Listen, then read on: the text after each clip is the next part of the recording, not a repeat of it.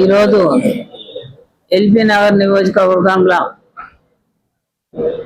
ఈనాడు కాదు ఆనాడు దాకా కూడా ఇవాళ నాకు 85 సంవత్సరాలు వచ్చినా కానీ పార్టీలకు అతీతంగా కులానికి ఈ కులం ఆ కులం లేకుండా అన్ని కులాలకు నా సేవలు అందించిన ఘనత ఇక్కడ ఈశ్వరమ్మ యాదవ్కు ఉన్నది. అది అందరికీ తెలిసిన సంగతే లోకానికి. మరి నాకు సంఘీభావం తెలపనికి నా కొడుకు శ్రీనివాస్ గౌడ్ గారు నాకు సంఘీభావం తెలపనికి వచ్చినందుకు కొడుకాన్ని ప్రత్యేకంగా నా శిరస్సు వంచి నమస్కారం చేస్తున్నా. మరి ఏ పార్టీలో ఉన్నా కానీ తెలుగుదేశంలో గెలిచి అన్ని పార్టీలలోకి వచ్చినా కానీ ఏ పార్టీలో గింత పేరు బదలాం చేయకుండా ₹1 సంపాదించకుండా ఉన్న మీ అమ్మ ఇవాళ ఇసొంటోళ్ళతోటి నేను ఒక మాట నా గౌరవం ఈ మాట పడ్డానికి నాకు విపరీతమైన బాధ ఉంది కొడుక. ఆ వెంటనే పార్టీకి అధిష్టానానికి ఇచ్చిన ఫిర్యాదు వాళ్ళు వెంటనే ఆ పార్టీ కూడా బదలాం కాకుండా చూసుకున్న బాధ్యత వాళ్ళది కాబట్టి వాళ్ళకే వదిలిపెట్టినా. మరి నా కొడుకు మాట్లాడుతుంది, నేను మాట్లాడమన్న అవకాశం ఇచ్చినందుకు ప్రత్యేకంగా నీకు శిరస్సు వచ్చి నమస్కారం చేస్తున్నా బిడ్డ.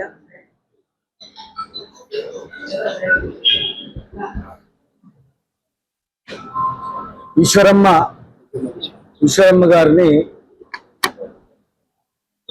ఆమె పేరులోనే అమ్మ ఉంది,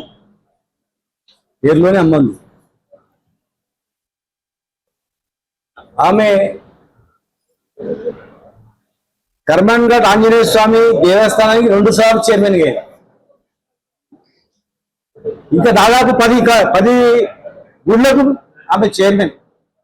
ధర్మాత్మురాలు ఆమె. ఎంతో మంది ఆమె చెప్పింది బతికింది, ఎంతో మందికి అన్నం పెట్టింది. ఆమె ఈ ప్రాంతానికి ఆదర్శం. అలాంటి వ్యక్తి పట్ల అసలు మీకు నోరెట్లొచ్చిందిరా మాట్లాడడానికి? మీ నాన్నకు అమ్మ లాంటి వయసు, నీకు అమ్మమ్మ నాన్నమ్మ లాంటి వయసు. ఏ రాజకీయ నాయకుడైనా ఒక మహిళల పట్ల ఈ రోజుల్లో ఇలాంటి అనుచితమైన వ్యాఖ్యలు చేస్తారా? అలా నేను ఏ పార్టీనే కానీ ఎవడైనా కానీ నిజంగా రాజకీయ భవిష్యత్తు ఉన్నవాడు ఎవడే కానీ రాజకీయంలో నిలబడాలి అనుకున్నాడు ఎవడే కానీ ఏ మహిళలు మాట్లాడాడు. కానీ అమ్మమ్మ నాన్నమ్మ లాంటి ఒక తల్లి లాంటి ఈ ప్రాంతానికి ఒక పెద్దమ్మ లాంటి ఆమెను పట్టుకొని మాకు ఆమెని మీరు మాట్లాడిన మాటలు ఉచ్చరించడానికి కూడా మాకు నోరు వస్తలేదు. ఏం భాష రాబోయేది?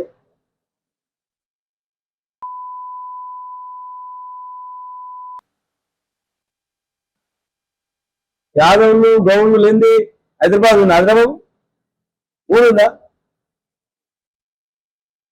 అత్యధిక జనాభా గల యాదవులు గౌళ్ళు ముదిరాజులు గుండ్రుకాపులు పద్మశాలిలు ఎంతోమంది రజక నాయి విశ్వబ్రాహ్మణులు ఎన్నో కులాలు జాతులు ఉన్నాయి. ఊరన్నాక ఒక గుండస్థలాగా ఉంటుంది. హైయెస్ట్ వీళ్ళే ఓటు వేసేది. ఎవడైనా సర్పంచ్ కావాలన్నా వీళ్ళ ఓట్లు కావాలి, ఎమ్మెల్యే కావాలన్నా వీళ్ళ ఓట్లు కావాలి, ఎంపీ కావాలన్నా ఓటు కావాలి. వీళ్ళ ఓట్ల లేని ఎవడు కూడా ప్రజాప్రతినిధిగా ఉండలేడు, గెలవలేడు. వాళ్ళు ఎంత ప్రయాసపడ్డా కూడా అవమానాలు పడ్డా కూడా మరి ప్రజాప్రతినిధిగా ఎంతో మందిని గెలిపించుకున్నారు. వాళ్ళని గౌరవించాలి. మెజారిటీ వర్గాలను మెజారిటీగాని ఎవరైనా మనిషిని గౌరవించాలి. నువ్వు గౌరవించకపోయి ఏం భాష? ఒక మహిళ పట్ల ఆమె ముఖం చూస్తేనైనా మాట్లాడే నీకు ఎట్లొచ్చిందిరా బాబు? ఏం అహంకారం అది?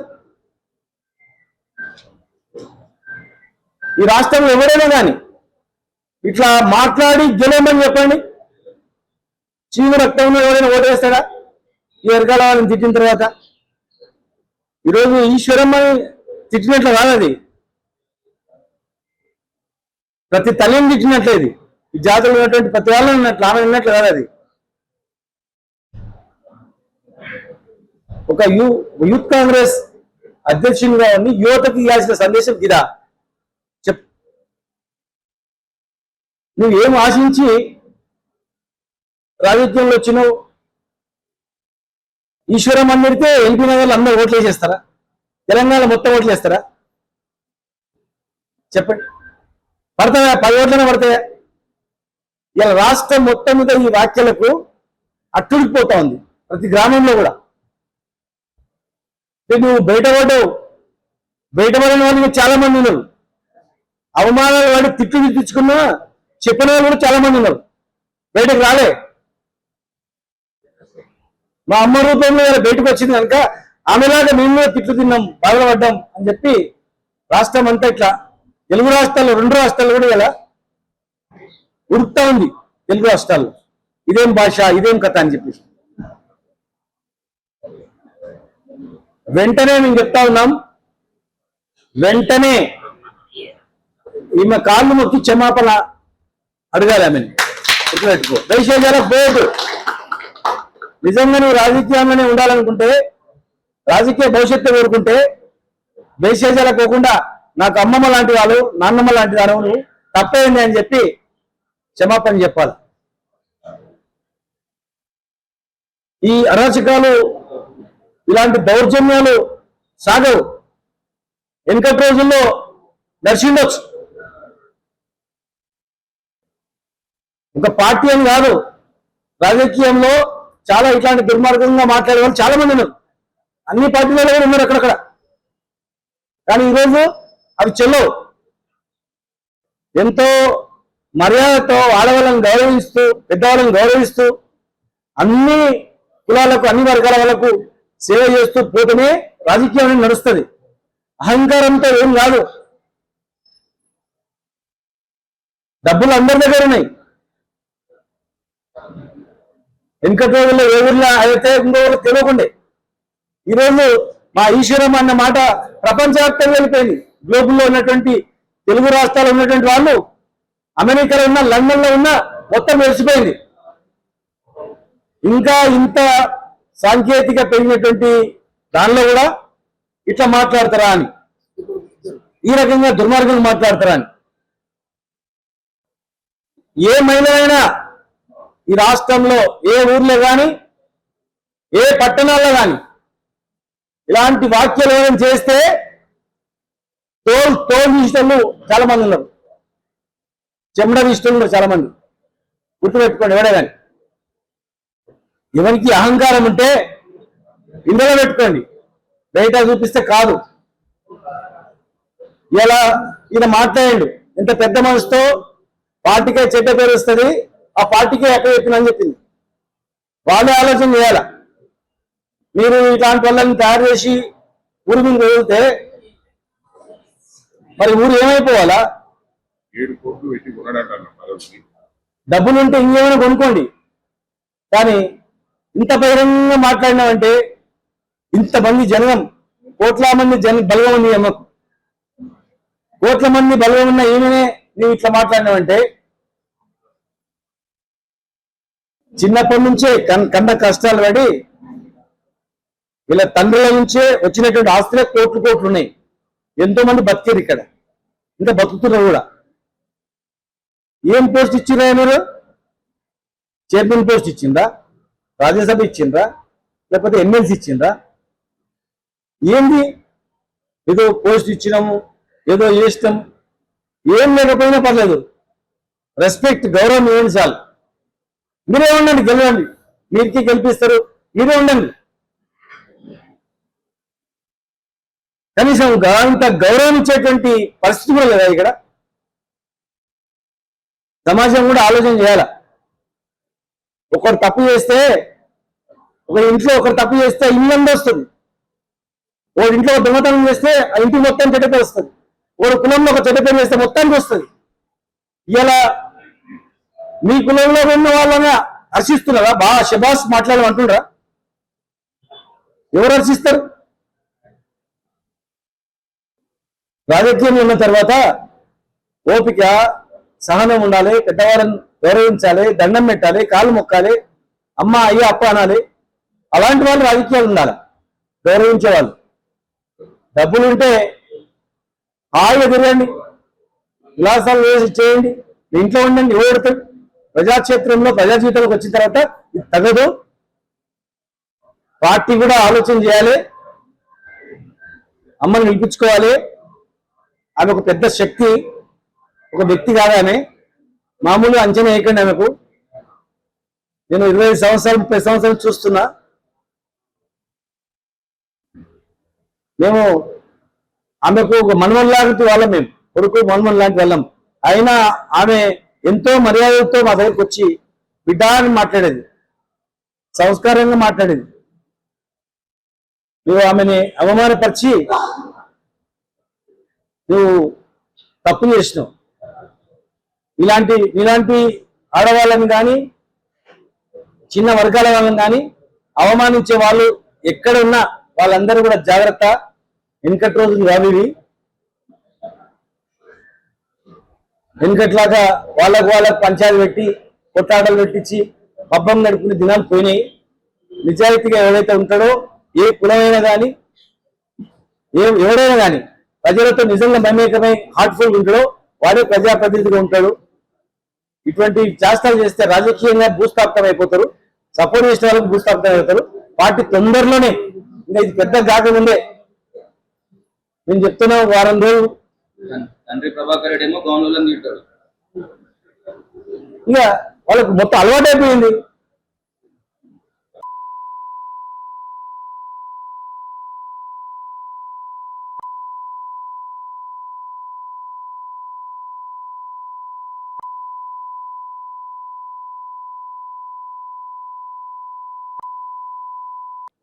ఇద్దరు కూడా క్షమాపణ చెప్పాలి.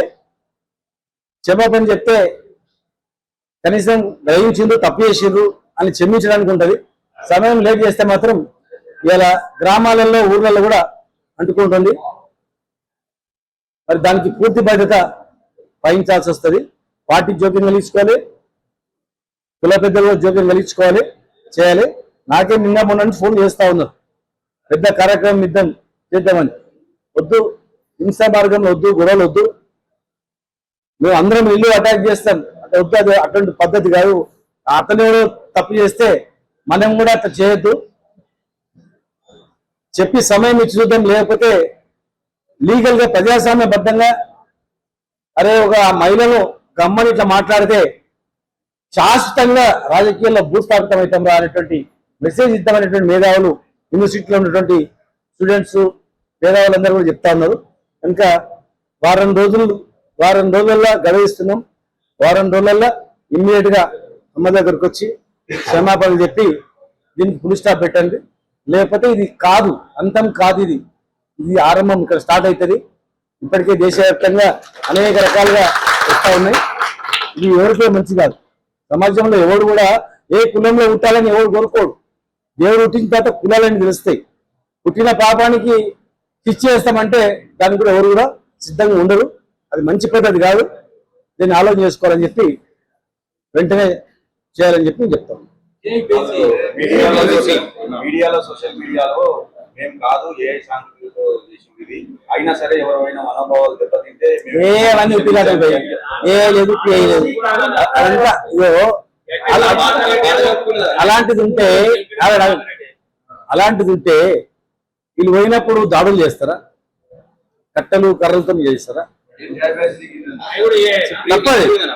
ఆ దాడులు ఇప్పుడు వీళ్ళు రాళ్ళు కొట్టిండ్రు, వాళ్ళు కట్టెలు ఇచ్చిండ్రు, వీళ్ళు కథలు చేస్తారు, వాళ్ళు ఇంకోటి చేస్తారు, వీళ్ళు ఇంకో చేస్తారు. ఇలాగే పండుగ దగ్గర అన్ని ఉంటాయి కదా. ఈ సంస్కృతి మంచిది కాదు. ఈ సంస్కృతి మంచిది కాదు. మేము కొట్టాలంటే ఎంత పెద్దది చేయరు. హైదరాబాద్ అంతా పైలవాళ్ళంతా మావలే కదా. కొత్తదాసు నుంచి మొదలుకుంటే మా శంకర నుంచి మొదలుకుంటే మా బీర్మా నుంచి మొదలుకుంటే మా శ్రీశైలం నుంచి మొదలుకుంటే భద్రాద్రి నుంచి మొదలుకుంటే ఉప్పల్ భద్రాద్రి మొదలుకుంటే హైదరాబాద్ లో పంచాయతీలు ఎన్ని వీళ్ళు కానీ హైదరాబాద్ కాలు పెట్టాలంటే ప్రతి ఏరియాలో మా వాళ్ళు ఉండేది కదా. కొత్తగా అనిపించిందంటే కాబట్టి అప్పుడు దొంగతనాలు ఉండకుండా కబ్జాలు ఉండకుండా ఇలా కబ్జాలు దొంగతనాలు లూట్లు వరిగిపోయాయి మా వాళ్ళు ఉన్నప్పుడు. వాళ్ళ ఆటలు కావద్దని రకరకాల చిత్రీకరించింది కానీ అవన్నీ నడవు దాదాగిరిలు పీదగిరిలు మంచిది కాదు అది. ఆ ప్లాన్ కూడా మంచిది కాదు. ఎవరైతే మాట్లాడిండో అతను యూత్ కాంగ్రెస్ అధ్యక్షుడు, ఆయన భవిష్యత్తు కూడా మంచిది కాదు. వాళ్ళ తండ్రి భవిష్యత్తు కూడా మంచిది కాదు. నేను సిన్సియర్గా చెప్తున్నా. ఇద్దరు తండ్రి కొడుకులు ఇద్దరు వచ్చి దేశాలకు పోకుండా అమ్మ అని చెప్పి ఫుల్ స్టాప్ పెట్టి క్షమించమని చెప్పి ఎమ్మెల్యే గారికి వచ్చి మాట్లాడిపోతే ఇది కథం అయిపోతుంది. లేకపోతే ఇది మరో విప్లవానికి దారి తీస్తుంది. ఇది మరో విప్లవానికి దారి తీసి ఈ రాష్ట్రంలోనే కొత్త దుర్వార్త పరిస్థితి వస్తుంది. ఇంటికి వచ్చి దేశానికి క్షమాపణ చెప్పాలి, ఇంటికి వచ్చి చెప్పాలి. తండ్రి సర్వాయి పాపన్న కాళ్ళు పట్టుకొని కాళ్ళు మొక్కి మన చెప్పాలి. ప్రత్యేకంగా ఈ రెండు కులాలను పెట్టి తిట్టింది కనుక,